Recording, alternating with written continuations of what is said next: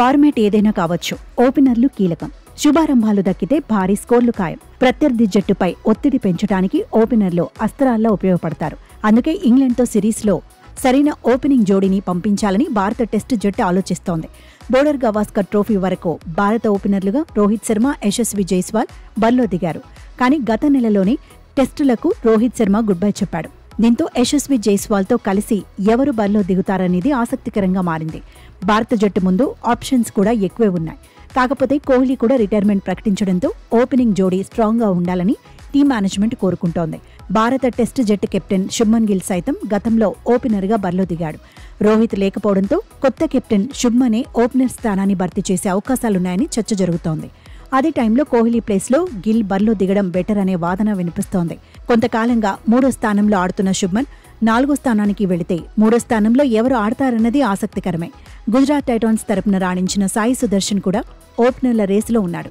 కౌంటీల్లో ఆడిన అనుభవం కూడా సాయి సుదర్శన్కు ఉంది.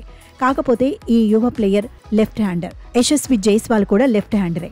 ఇద్దరు లెఫ్ట్ హ్యాండర్లు వద్దు అనుకుంటే సాయి సుదర్శన్ 3వ స్థానానికి వెళ్లిపోయే అవకాశం ఉంది. ఓపెనర్లుగా లెఫ్ట్ రైట్ కాంబినేషన్ కోరుకుంటే యశస్వి జైస్వాల్తో పాటు కేఎల్ రాహుల్ ఆడే అవకాశం ఉంటుంది. ఇంగ్లాండ్ లయన్స్తో అనధికారిక టెస్టులో రాహుల్ ఆల్రెడీ ఓపెనర్గానే బరిలో దిగాడు. 1 సెంచరీతో పాటు హాఫ్ సెంచరీ సాధించాడు. సూపర్ ఫామ్లో కనిపిస్తున్నాడు. అభిమన్యు ఈశ్వరన్ కూడా రేసులోనే ఉన్నాడు. కరుణ్ నాయర్ను ఓపెనర్గా పంపినా ఆశ్చర్యపోనక్కర్లేదనే చర్చ కూడా ఉంది.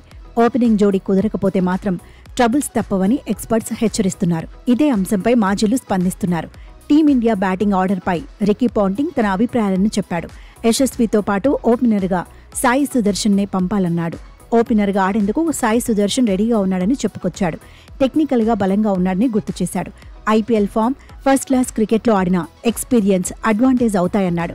3వ స్థానంలో కేఎల్ రాహుల్ను లేదంటే కరుణ్ నాయర్ను ఆడించాలన్నాడు. 4వ స్థానంలో శుభ్మన్ గిల్ ఆడితే జట్టుకు బ్యాలెన్స్ వస్తుందన్నాడు.